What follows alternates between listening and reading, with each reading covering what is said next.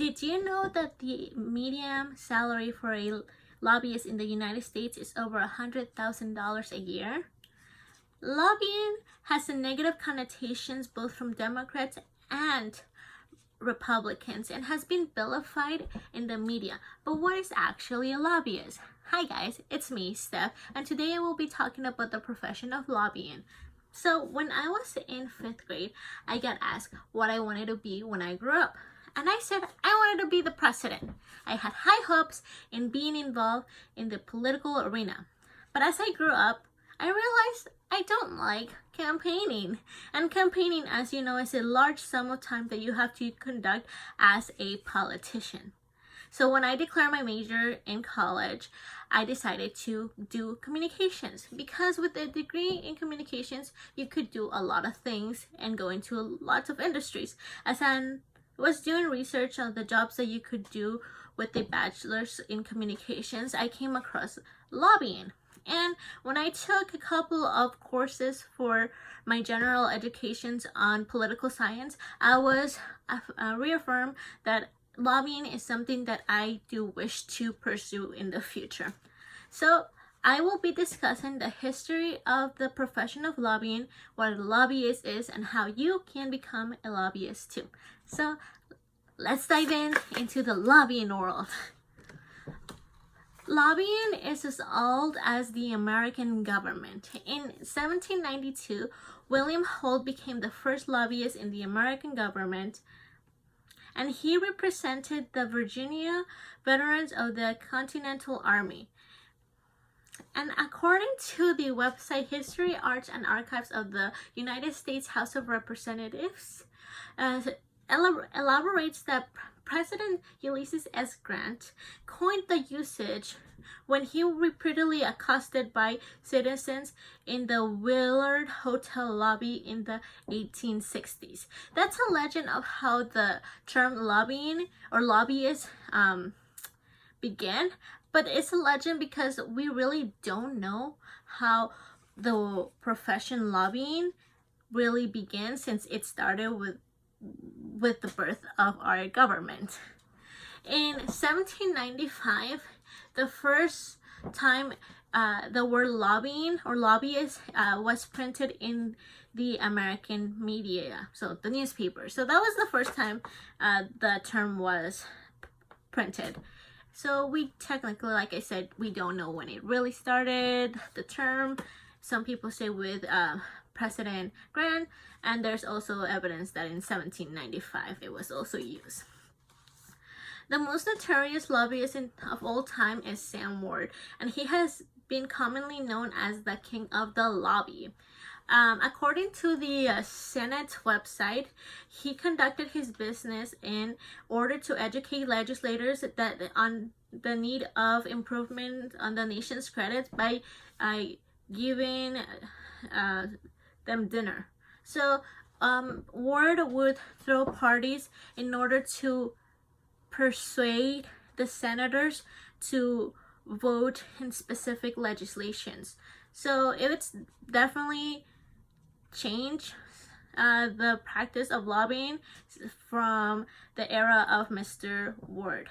And in 1876, all lobbyists were required to register with the clerk of the House. This was to regulate the profession of lobbying because they had been accused of corruption and bribery with other congressmen. And the techniques that we see today were developed in the 1920s. There has only been 2 lobbyists in the whole history of the profession that has been arrested, and that was in 1956 as a result of the Federal Regulation Lobbying Act. Now that you have had a crash course on the profession of lobbying, let's begin to understand what a lobbyist is. A lobbyist is a person who influences legislations or other government decisions, and they tend to represent a specific group of interests. According to the website's National Conference of State Legislators explains that California describes lobbyists as those whose principal duties as an employee are communicated directly or through his or her agents with any elective state official, agency official, or legislative official for purposes of influencing legislative or administrative action. And basically that's saying that's someone that influences politicians.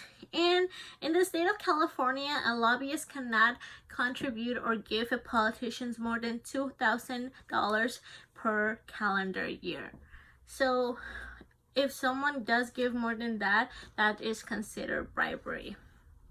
A lobbyist is more than a person who influences a politician.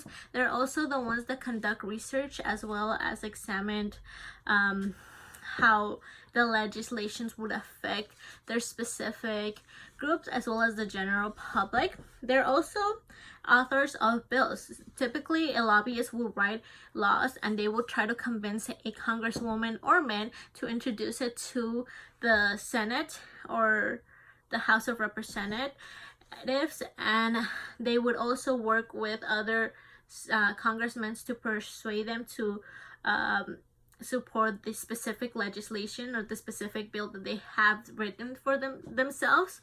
They're also they also have to attend the congressional hearings of knowing if the bill passed or it did not.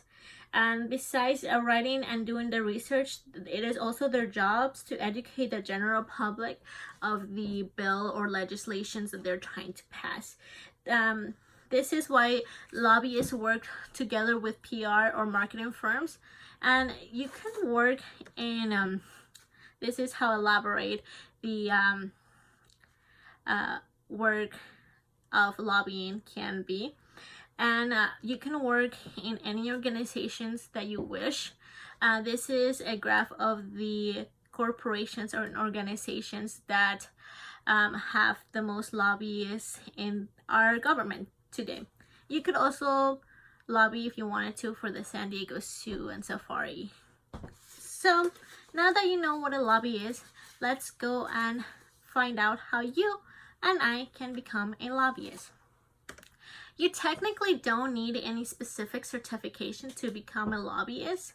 You yourself can become a citizen lobbyist and advocate for you or a small group of people's interests. You do need to register to the whichever state that you're active of lobbying, because you know they have to regulate the profession and they have to know who's lobbying.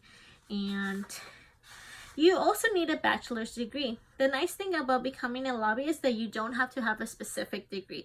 According to the website Princeton Reviews, a major in political science, journalism, law, communications, public relations, or economics should stand future lobbyists in a good stand, meaning that those majors are great for lobbying.